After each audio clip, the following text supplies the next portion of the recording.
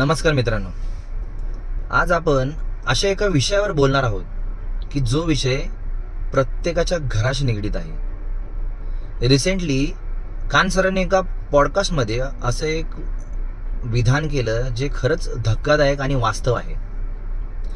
त्यांचं असं म्हणणं आहे की भारतामध्ये कोचिंग इन्स्टिट्यूट क्लासेस जे आहेत, मोठ्या मोठ्या प्रमाणावर क्लासेस चालतात. ते क्लासेस आणि आपली शिक्षण पद्धती, आपले शाळा कॉलेजेस कशा प्रकारे फेल झालेले आहेत या क्लासेसच्या समोर, या विषयावरच आपण बोलणार आहोत. भारतात कोचिंग क्लासेस का जास्त चालतात?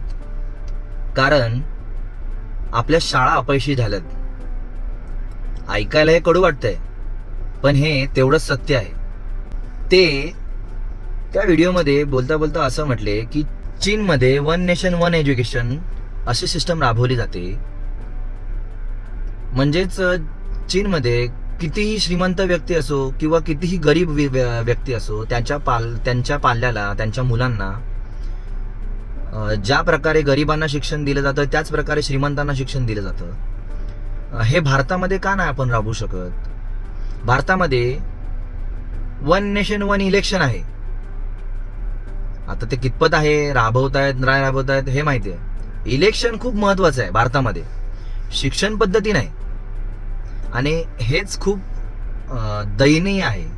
या परिस्थितीला जबाबदारही आपली शासन पद्धतीही तेवढी आहे की जी इलेक्शनच्या मागे धावेल, पण शिक्षणाच्या प्रगतीसाठी किंवा मुलांच्या उज्ज्वल भविष्यासाठी ते प्रयत्न करू शकत नाहीत.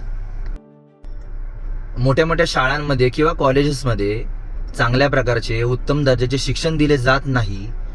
म्हणूनच आपल्या पालकांना, आपल्या मुलांना लाखो फी भरून कोचिंगमध्ये टाकायला लागलेच नसते.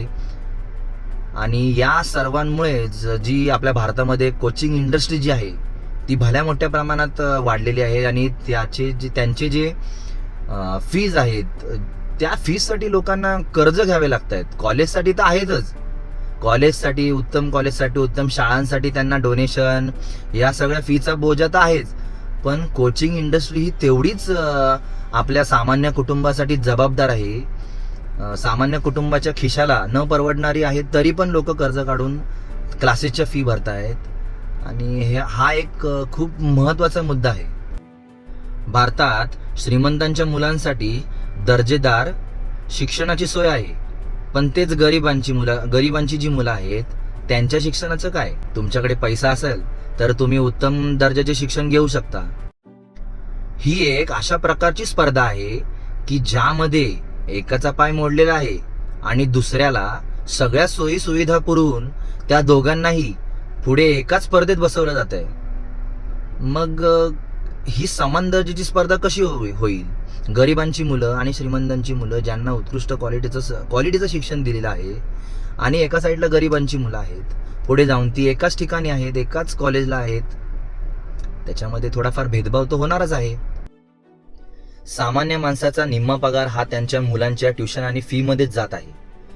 सरकारी शाळांचा जेव्हा दर्जा सुधारेल तेव्हाच आपल्या देशामध्ये खरी समानता येईल. त्यामध्ये ट्युशन लावायचं सर्वात एक मोठं कारण असं आहे की आपल्याकडे बरेच पालक हे कमी शिक्षित असतात.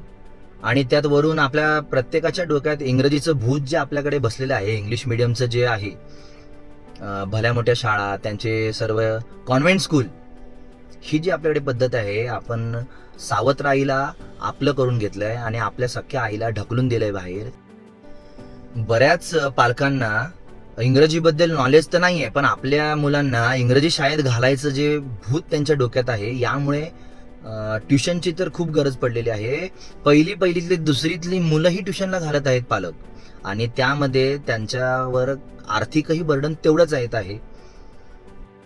प्रत्येक पालकाने आणि त्या मुलांनी जर आपल्या मातृभाषेत शिक्षण घ्यायचं ठरवलं तर मला वाटत नाही की जास्त अडचणी आपल्याला फेस कराव्या लागतील, त्याला आपल्याला सामोरं जावं लागेल. आपणच आपल्या अडचणी वाढवून ठेवलेल्या आहेत.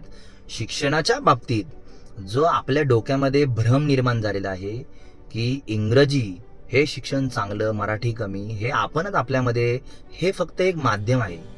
इंग्रजीमुळे तुमचा मुलगा हा फक्त इंग्लिश बोलायला आणि लेनदेन करण्यात शिकणार आहे, याच्यात नॉलेजचा काही संबंध नाही. असे कित्येक मुलं आहेत की ज्यांनी मराठी मीडियममध्ये शिक्षण घेऊन आता ते मोठ्या मोठ्या पदावर बसलेले आहेत. तर मग तुम्हाला काय वाटतंय, आपल्या देशात खरोखरच आपली शिक्षण पद्धती अपयशी ठरते का? कमेंट करून मला नक्की कळवा.